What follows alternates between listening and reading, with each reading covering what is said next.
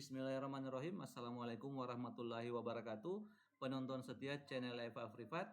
Kali ini channel Eva Privat masih bicara terkait dengan SNBP, utamanya jurusan-jurusan yang sepi peminat di 4 universitas besar di Indonesia. Yang pertama dari IPB, ITS, Universitas Jember, dan dari Universitas Jenderal Sudirman. Nah, seperti yang kita tahu bahwa jadwal SNBP sudah dimulai dari 13 Januari yang lalu.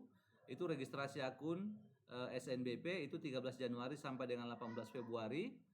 Dan untuk pendaftaran seleksi nasional berdasarkan prestasi atau SNBP sendiri itu mulai dari tanggal 4 sampai dengan 18 Februari. Nah, sudahkah adik-adik kelas 12 SMA itu menentukan akan mendaftar di mana? Pertimbangannya apa saja? Nah, ini akan kita bahas. Sebagai informasi, saat ini lebih dari 70 PTN akademik berpartisipasi dalam seleksi nasional berdasarkan prestasi ya 2025. Ini salah ya, di 2025. Dan kuota yang tersedia itu 132.000 lebih. Nah, jadi kita bisa melihat bahwa kuota yang tersedia itu 132.000 ya. Berdasarkan data pada tahun 2024 itu keketatannya itu mencapai sekitar 19,18%.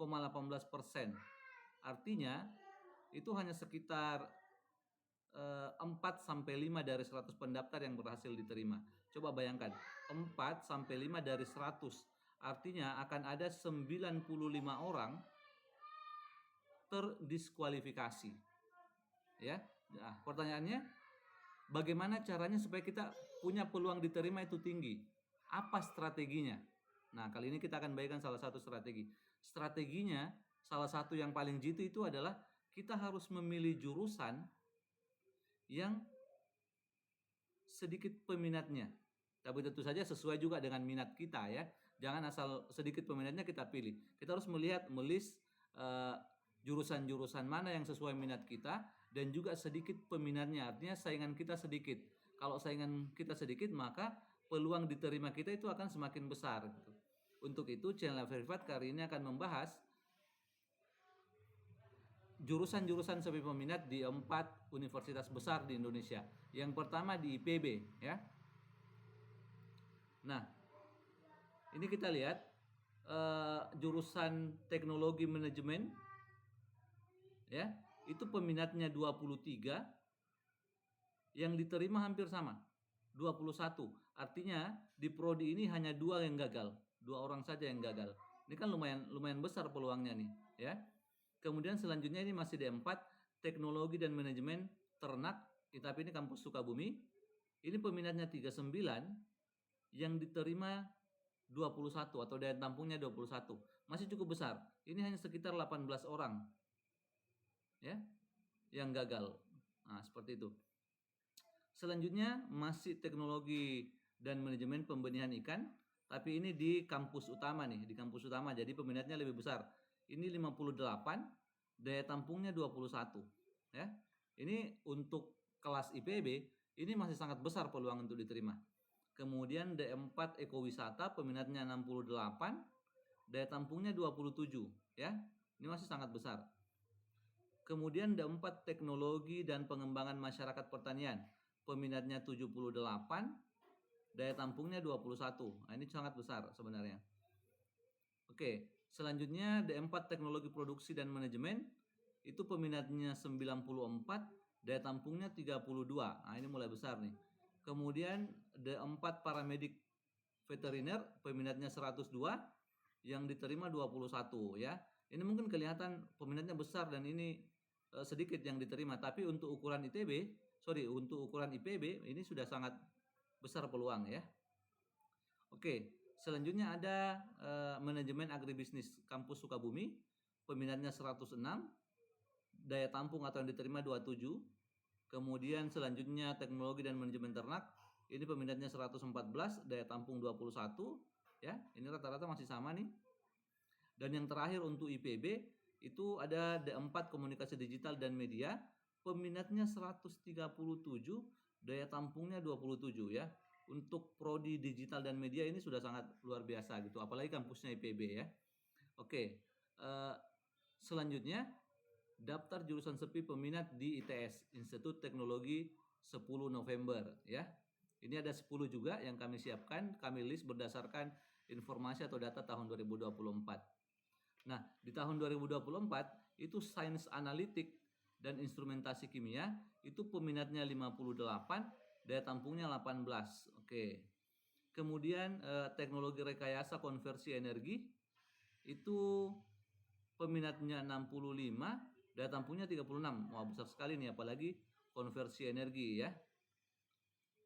Selanjutnya, D4 teknologi rekayasa konstruksi bangunan air, peminatnya 68, daya tampungnya 36. Wah, luar biasa nih, lebih dari setengahnya ya.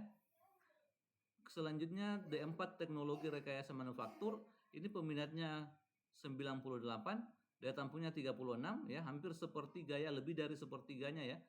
Lebih dari sepertiga ini diterima. Kemudian ada teknik lepas pantai, peminatnya 102 tapi disiapkan daya tampung 24. Sudah cukup lumayan untuk kelas ITS ya. Oke. Selanjutnya ada teknologi rekayasa instrumentasi, peminatnya 104, daya tampungnya 52. Ini pas 50% nih. 50% diterima, 50% gagal ya. Kemudian ada teknik sistem perkapalan. Ini gelar ganda dengan Jerman ya. Ini 104, daya tampung 18. Oke, ini mungkin peminatnya banyak karena ini gelar ganda dengan ITS dengan Jerman ya.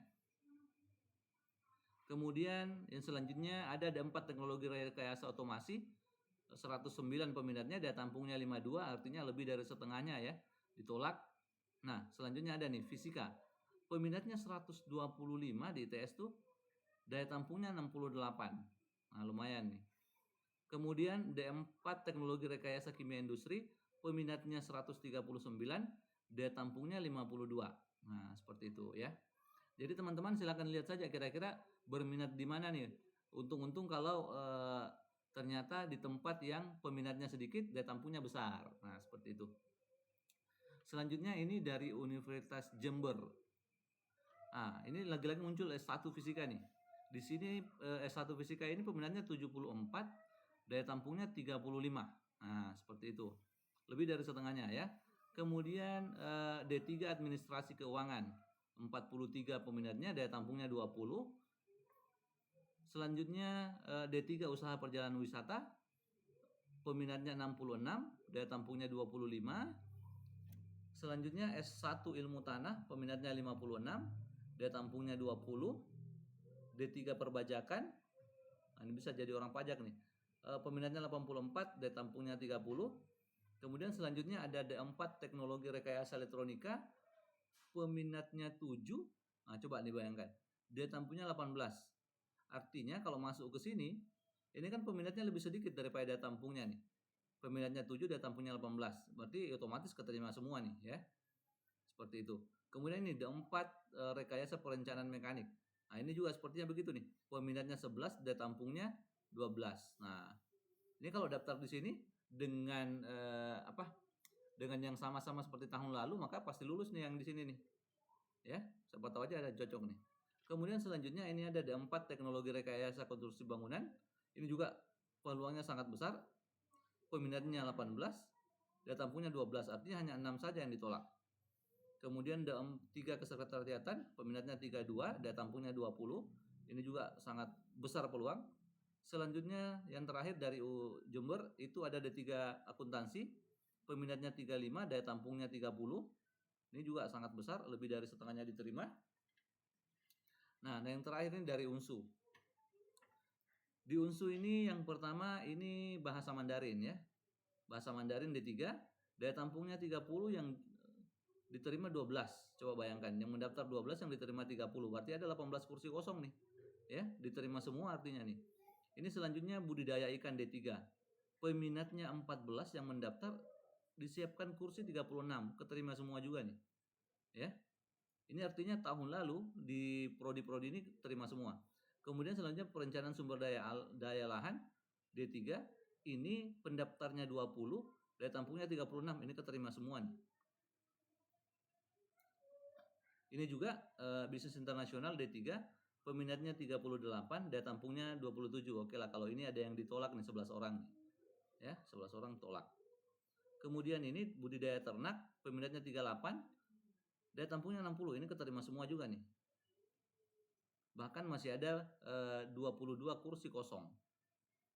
22 kursi kosong ya. Nah, oke. Selanjutnya bahasa Inggris D3, peminatnya 41, daya tampungnya 42. Nah, ini kalau ini ada satu kursi kosong juga nih.